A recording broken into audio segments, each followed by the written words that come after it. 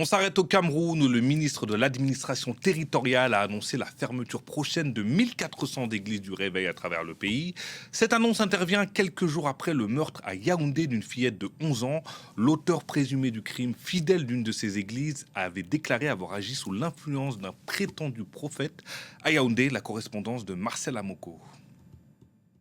Après le drame survenu dans la nuit du 27 au 28 juin dernier, le ministre camerounais de l'administration territoriale a reçu les membres de l'église dénommée Vie et Paix au Cameroun, à laquelle appartenait la mère de la fillette, une mère qui a porté 17 coups de couteau à sa fille, selon les conclusions des médecins légistes. Aujourd'hui, aux arrêts, la femme affirme avoir agi sous l'influence d'un prétendu prophète de son église qui lui aurait fait croire que le sacrifice d'un enfant l'aiderait à résoudre ses problèmes financiers. Paul Atangandji a profité de cette rencontre pour rappeler que le crime est proscrit par la loi et par les textes sacrés. Il a par ailleurs annoncé la fermeture prochaine de 1400 églises réveillées exerçant illégalement à travers tout le pays, une décision accueillie diversement par les Camerounais. On ne doit pas seulement se limiter au nombre.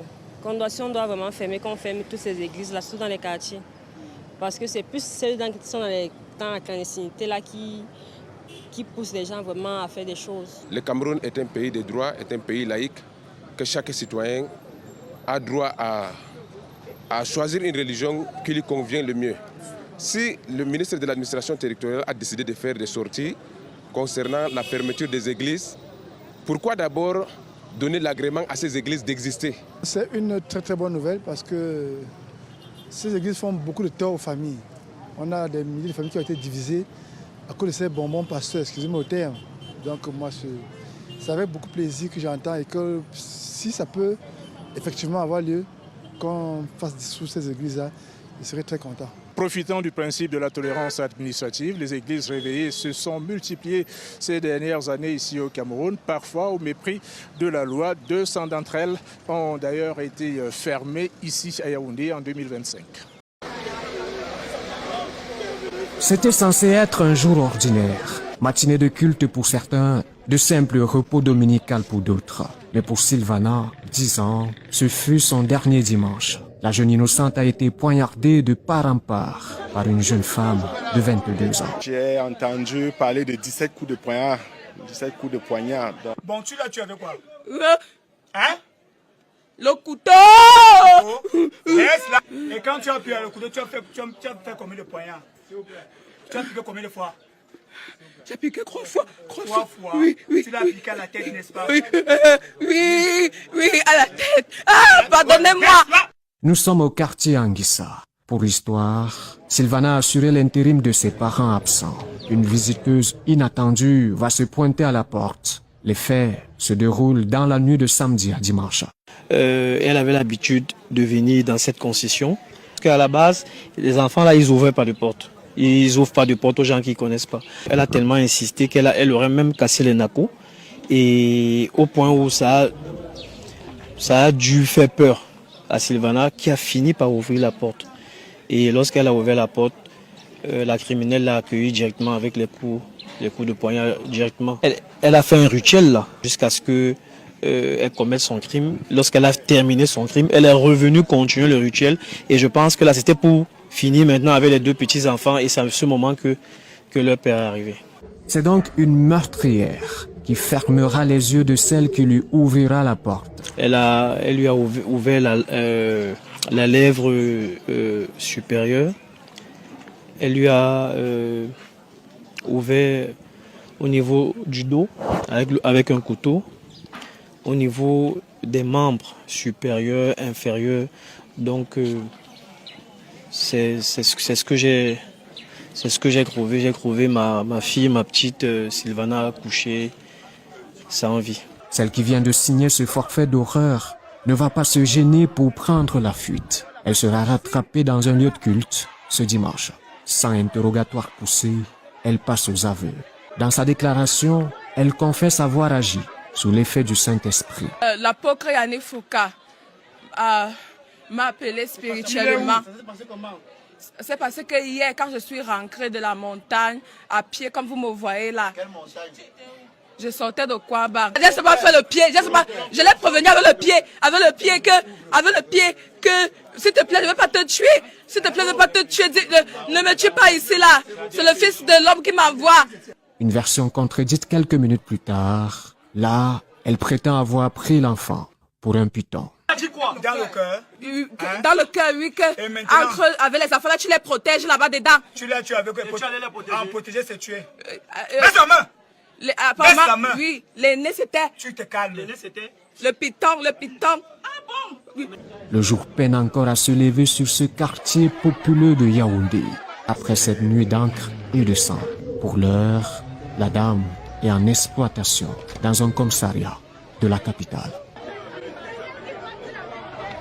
Python, n'est-ce pas? Oui. Et tu là, tu avais avec quoi? Après, j'ai demandé à ce petit frère de sortir, allons prier. Et quand tu vois, voilà, tu vois comment il y a arrivé. Et quand tu as pu le couteau, tu as fait combien de poignards? S'il vous plaît. Tu as piqué combien de fois? S'il vous plaît. J'ai piqué 3 fois. 3 fois. Tu l'as piqué à la tête, n'est-ce pas? Oui, à la tête. Ah, pardonnez-moi. Tu as piqué à la tête et tu as pas piqué où? C'est tout. Oui. Et on te montre ce que tu as fait. Regarde-moi bien. Parce que tu t'as envoyé dans la maison. Mais qui t'a envoyé tuer la femme? Ta main. Tu as fait comment pour venir tuer la femme là? Quand je rentrais, quelqu'un m'a dit va demander l'aide au quartier. Sur la voie arrivée, j'ai trouvé que les portes de tout le quartier étaient fermées. J'ai demandé l'aide de personne ne m'a écouté. Et puis je suis entrée dans la porte de tonton Charlie. C'est sa soeur et Nastou et Laetitia qui m'ont accueilli. Et il y avait aussi une autre femme noire, comme ça je ne connais pas son nom, elle a les rastas. On parlait d'ici, je ne veux pas les Nastou. Si tu veux te chiffrer, tu as fait comment pour entrer ici? Tu as fait comment pour entrer ici là? Tu as fait comment pour te retrouver là-bas? Ça va derrière. Quand les Nastou m'ont clôturé le jeune. Nastou, c'est qui? C'est pas possible. Non, je vais taper.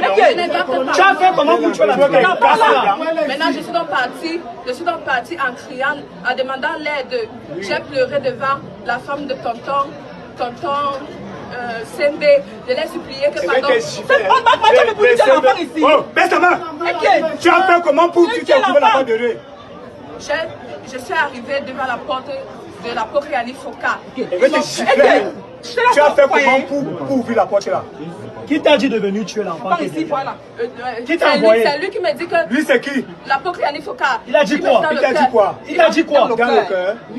Dans le cœur, oui. Et maintenant? Avec les enfants, tu les protèges là-bas dedans. Tu l'as tué avec quoi? Et tu allais la protéger? En protéger, c'est tuer. Baisse la main!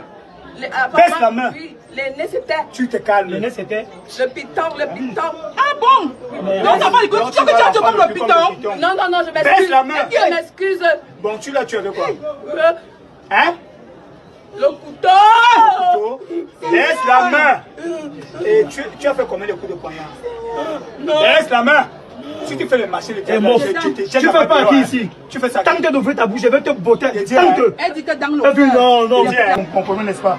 Tu parles normalement. Tu me suis? Parce que si tu fais la scène, j'éclate ta tête.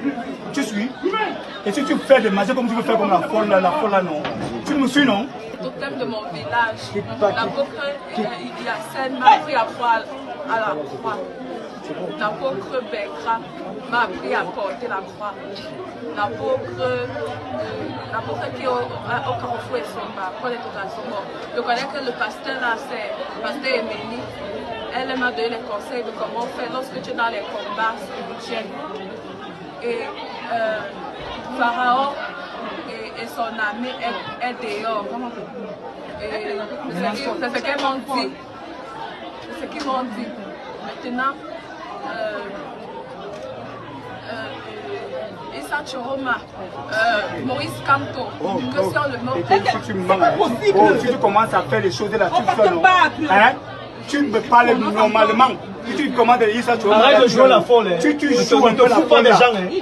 Demande d'abord la latte là. Si tu tentes encore du gauche, ne te fous pas des gens. Qui t'a envoyé ici? Comment tu as fait pour te retrouver ici? Tu l'as vu un jour? La Pokriani Foka m'a appelé Il est où? Ça s'est passé comment? C'est parce que hier, quand je suis rentrée de la montagne, à pied, comme vous me voyez là. Quelle montagne? Je sortais de Kouaba. Ma belle-mère, Dada, comme on dit, et je rentrais, avant que je rentre chez elle, sa petite soeur m'ont piégé. Sa petite soeur m'a piégé avec celle qui n'est pas enceinte. Ils m'ont menti que viens, tu peux porter la robe. Je suis partie. Ils m'ont donné l'eau. J'ai d'abord senti l'eau, je me suis lavée. Mais maintenant, au moment de m'habiller,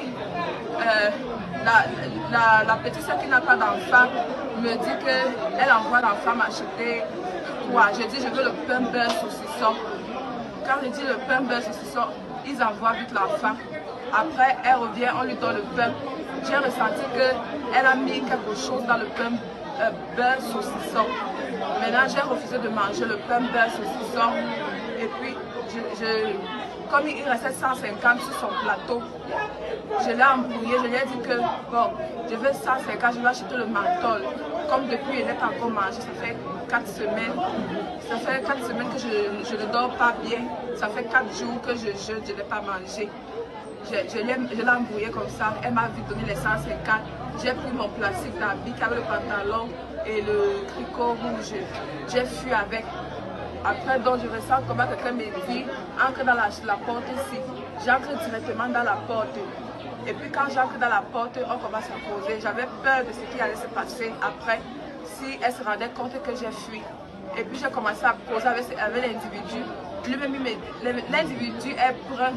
Lui-même, il dit que sa famille se plaint que sa tête ne tient pas bien. Et que lui aussi, il est chrétien, il connaît les choses spirituelles. Il a commencé à dire que dis-moi tout ce que tu sais. Si vous voulez faire votre culte, entre vous là, vous faites votre culte, vous êtes tranquille. Tout le bruit que vous faites dans tout le quartier là, ça sert à quoi? Vous pouvez faire votre culte tranquillement entre vous. Vous priez Dieu comme tout le monde fait. Mais vous êtes obligé de faire le bruit. Jusqu'à on me sort, je suis obligé de sortir dimanche. Parce que les gens au quartier disent qu'ils ne restent pas avec vous. Même Dieu n'a pas accepté que vous fassiez le bruit et les gens ne dorment pas chez eux. Dieu que vous prétendez servir là, vous pensez qu'il fait que pourtant que vous dérangez. Que les gens ne peuvent pas dormir chez eux, les malades ne peuvent pas se reposer, les élèves ne peuvent pas étudier. Parce que vous faites le bruit, vous pensez que c'est le vrai Dieu là qui va accepter que vous faites le bruit et vous empêchez les gens de rentrer chez eux. Viens tirer la porte. Voilà le Seigneur que j'ai dit, vous allez demander à votre pasteur de venir à la philosophie. Mais il faut prendre la question de servitude. Votre église est fermée jusqu'à nouvel avis. Vous avez compris? Vous allez prier chaque pétale dans le temps.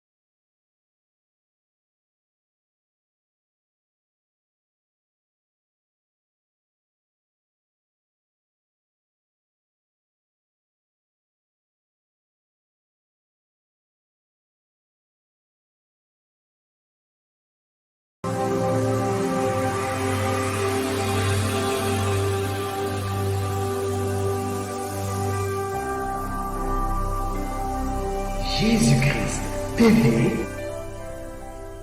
vous connaîtrez la vérité et la vérité